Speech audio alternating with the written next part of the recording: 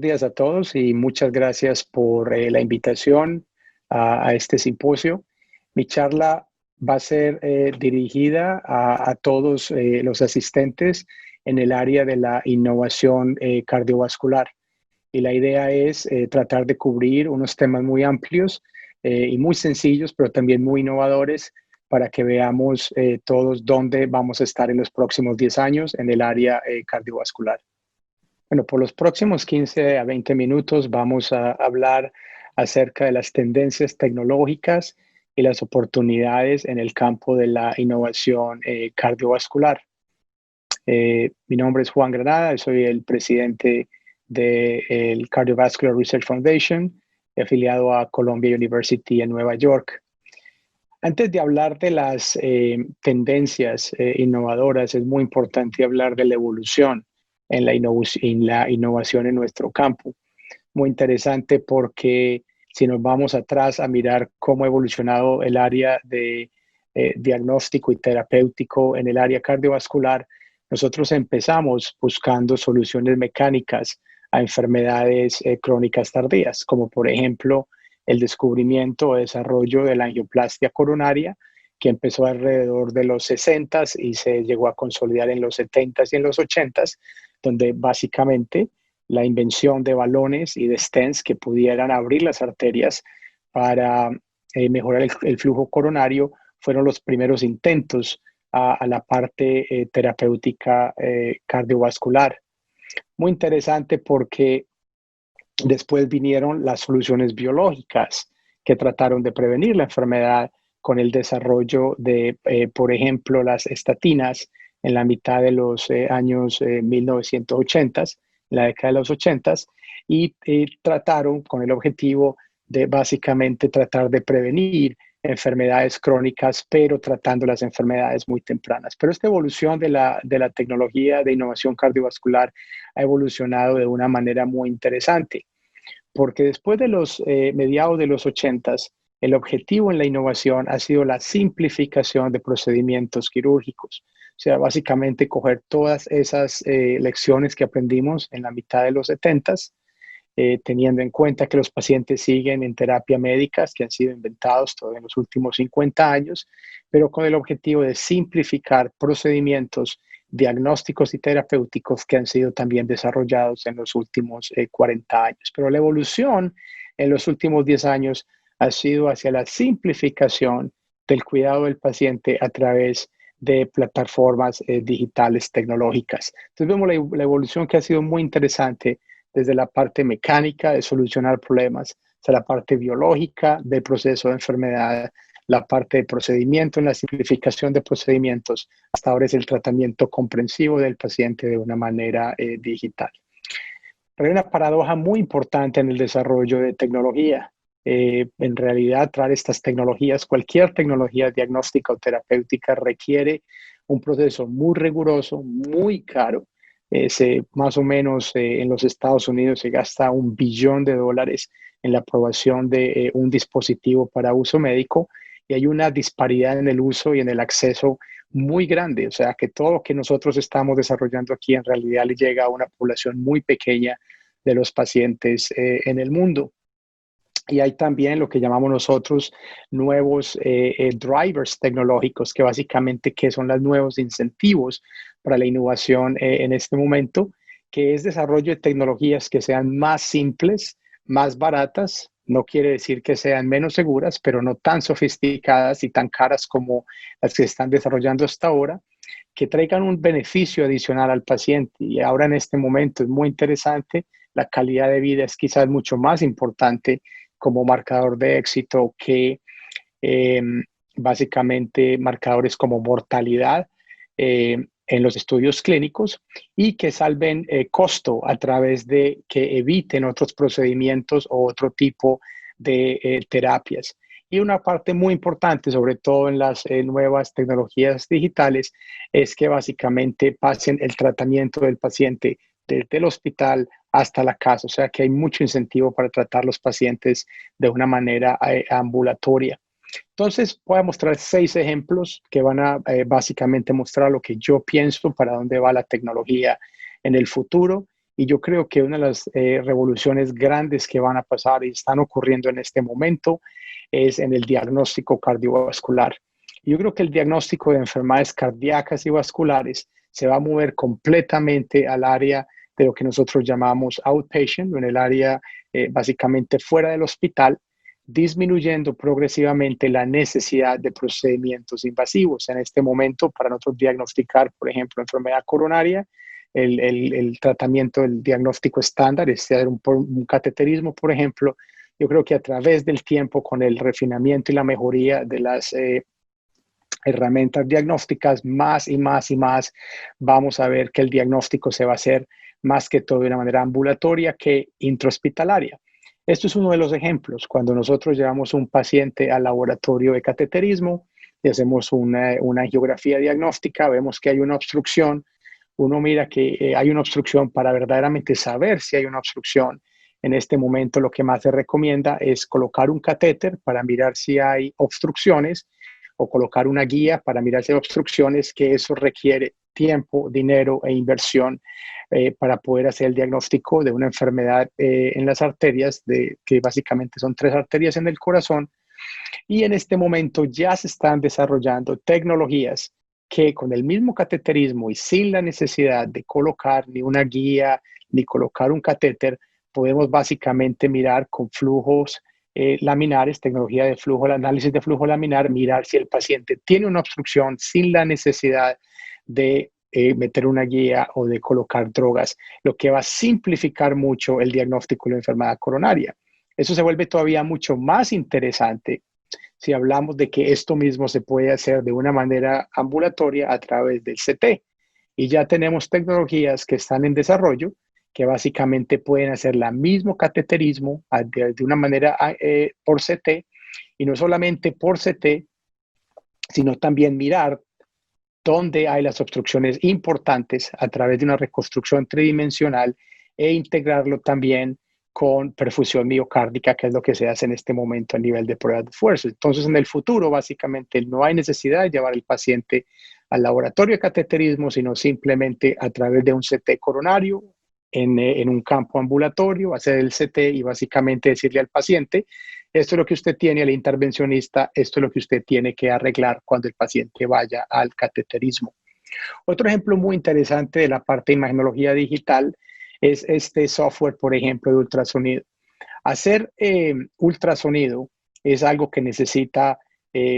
un equipo, que necesita también técnicos para poder hacer el ultrasonido. Y muchas veces, sobre todo en áreas rurales, en áreas alejadas, es muy difícil hacer un ultrasonido porque no se tienen los recursos, porque no se tiene el personal que es capaz de hacer la sonografía. Algo muy interesante en este software, por ejemplo, es que básicamente usted no necesita saber la ecografía, porque el software, como lo pueden ver acá, le enseña a usted cómo es que se hace básicamente la sonografía. Y cualquier persona sin entrenamiento, como pueden ver ustedes acá, básicamente coloca el traductor en el pecho del paciente y el software básicamente le va diciendo a dónde ir y cómo mover el traductor, hasta que básicamente termina con unas evaluaciones diagnósticas que son como tomadas por un profesional, que después se puede mandar por la nube a un especialista en otro lugar para que las lea. Y esto puede verdaderamente aumentar la cantidad de pacientes que puedan ser diagnosticados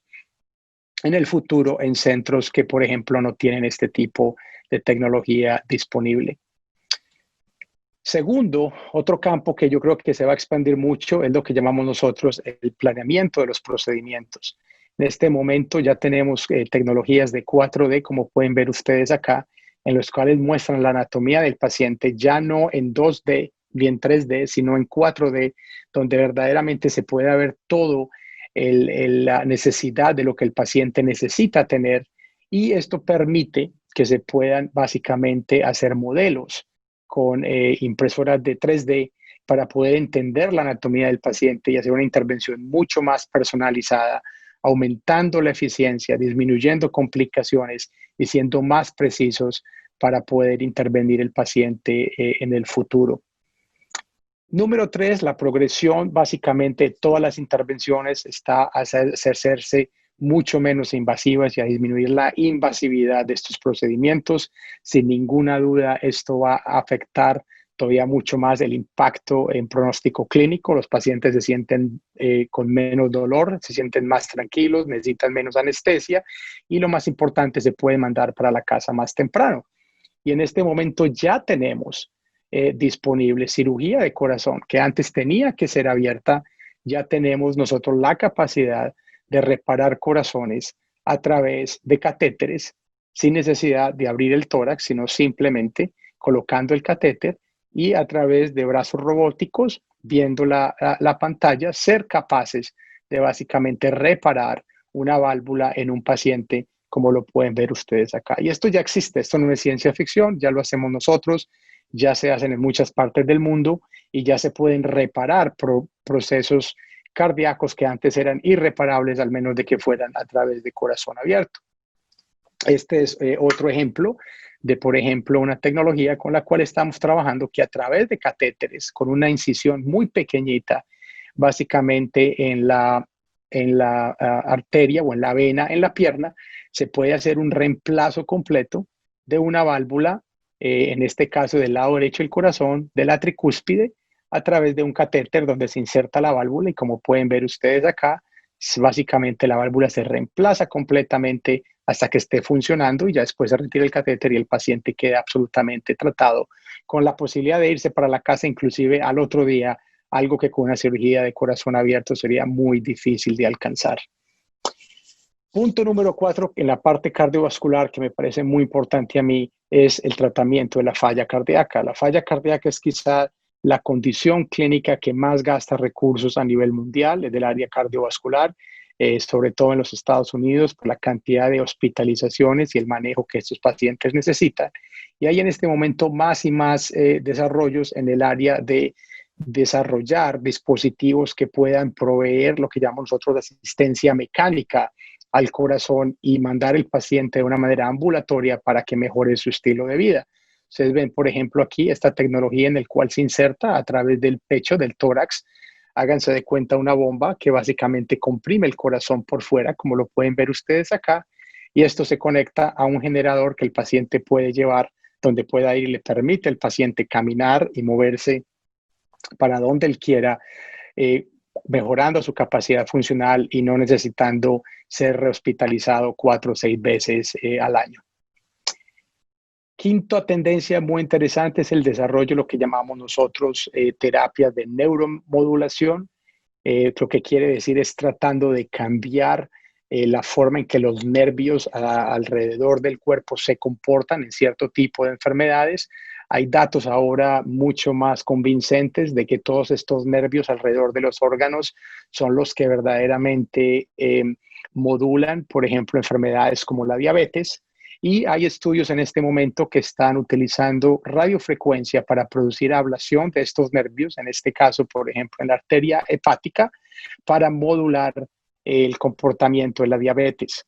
Y es muy interesante ver cómo tecnologías como estas, en estudios todavía muy pequeños, que son todavía experimentales, pero en humanos han demostrado que a través de la denervación de la arteria hepática, en este caso, por ejemplo, puede mejorar el perfil metabólico de pacientes con diabetes. Algo muy similar, por ejemplo, que estamos haciendo en la enfermedad hipertensión pulmonar, pacientes que tienen hipertensión pulmonar primaria, que tienen hiperreactividad de los nervios alrededor de las arterias, con catéteres de radiofrecuencia haciendo denervación alrededor de las arterias, disminuyendo la presión de las arterias y mejorando la presión pulmonar en estos pacientes con enfermedades tan agresivas como es la hipertensión pulmonar. Entonces, muchos desarrollos en lo que se llama neuromodulación con sea ablación por catéter o neuromodulación con sistemas que son muy parecidos a los marcapasos también. Lo último es lo que llamamos nosotros el área digital, que como lo puse yo al principio, básicamente ya está abarcando en todos nuestros campos, pero sigue revolucionando la forma en que el sistema de educación médico y de terapias y de diagnósticos también van a ser llevados a cabo en el futuro. Eso es un ejemplo, por ejemplo, de una tecnología que lo que está haciendo es un monitoreo no invasivo de los pacientes a través del uso de un anillo. Como pueden ver ustedes acá, es un anillo que básicamente es multifuncional y tiene la capacidad de monitorizar múltiples parámetros, incluyendo, por ejemplo, electrocardiograma, oxigenación, temperatura, actividad física, y en esa forma estos pacientes con enfermedades crónicas pueden ser mandadas a su casa y tener a través de una aplicación un monitoreo completo de sus signos vitales y de sus hemodinamias y de todo lo que necesita para hacer un tratamiento mucho más efectivo en su casa sin necesidad de transferir al paciente. Este es otro ejemplo, por ejemplo, con el desarrollo de los electrónicos flexibles, cómo se puede simplificar lo que es un estudio del sueño convencional con un paciente súper conectado a múltiples monitores y cables a sistemas tan sencillos como estos que puedan mandar la información inclusive desde su misma casa sin necesidad de traer al paciente a un hospital a hacer el estudio del sueño. Y este es otro ejemplo, por ejemplo, ahora que estamos con el 5G, el 5G, que son sistemas de telecomunicación mucho más rápidos y que tienen mucha más banda, ser la capacidad de hacer procedimientos robóticos a distancia. Este fue el primer ejemplo de un médico que estaba haciendo a través de un brazo robótico una angioplastia a nivel remota, 20 millas de donde estaba el paciente. O sea, el paciente está acá y el médico está 20 millas haciendo de distancia, haciendo el procedimiento de una materia robótica. Esto es muy importante, sobre todo en áreas donde hay grandes áreas rurales, donde el acceso a salud básicamente no es tan efectivo y va a lograr llevar atención a una gran potencial de pacientes, sobre todo en enfermedades muy críticas como es, por ejemplo, el área neurocardiovascular. En el área de educación hay demasiados revoluciones y métodos que están ayudando mucho a educar a los médicos. Es un sistema, por ejemplo, de holografía virtual que se pone al frente del médico durante el procedimiento y el médico puede a través del sistema, solamente con su dedo, planear básicamente la operación y con la anatomía del paciente y tener una mejor planeación del procedimiento que de una manera normal. Y también en la parte de educación, sistemas de lo que se llaman otros VR y AR, que son realidad virtuales, donde básicamente se puede utilizar la misma anatomía del paciente para hacer procedimientos mucho más seguros, mirando y visualizando la misma anatomía del paciente en frente del médico también. Entonces, en realidad, la campo de la innovación cardiovascular y médica en general está creciendo de una manera acelerada. Yo creo que para los nuevos médicos esto es una parte que es muy interesante y deberían estar muy felices del futuro que viene porque van a venir muchas cosas importantes. Lo más importante es que siempre balanceemos lo que es el costo del desarrollo de la tecnología con lo que puede pagar el sistema, pero lo más importante es que al final el paciente sea el que se beneficie de todo este tipo de desarrollos tecnológicos. Muchas gracias de verdad por la invitación y ojalá que nos podamos ver en persona muy pronto. Gracias.